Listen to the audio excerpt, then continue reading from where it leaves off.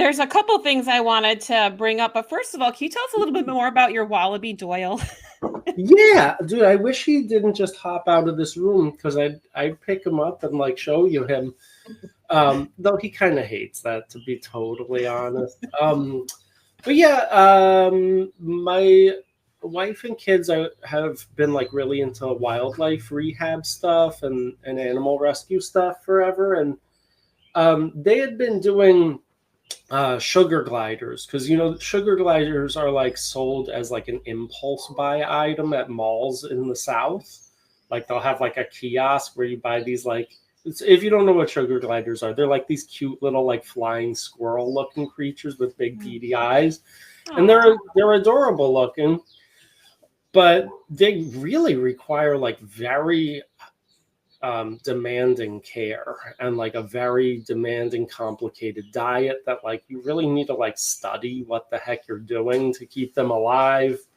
And so people buy these things and then just like dump them, like they'll be like a kid's birthday present for like 45 minutes, and then like it's just too hard to deal with. Or like one of them dies, and like if they don't have company, they start to like self-mutilate. They're really complicated creatures. Anyway, so they're marsupials, and my wife was like doing a lot of like fostering and rehoming of them.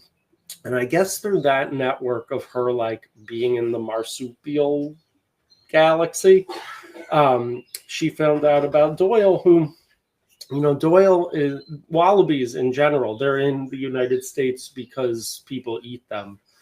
And they're like sold as like kangaroo burgers and stuff. I think maybe like Outback Steakhouse was making burgers out of them for a while. And some like animal education center had rescued Doyle's mom and dad. And like he was just a wee little like tadpole in the mom's pouch at the time.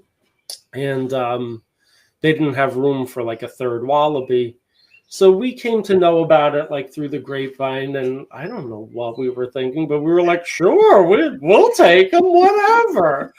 So, we have like a big backyard and a doggy door. So he comes and goes as he pleases, but he's like living with a wild animal. Like he's a fluffy guy, but he will like take a dump on the floor and stuff.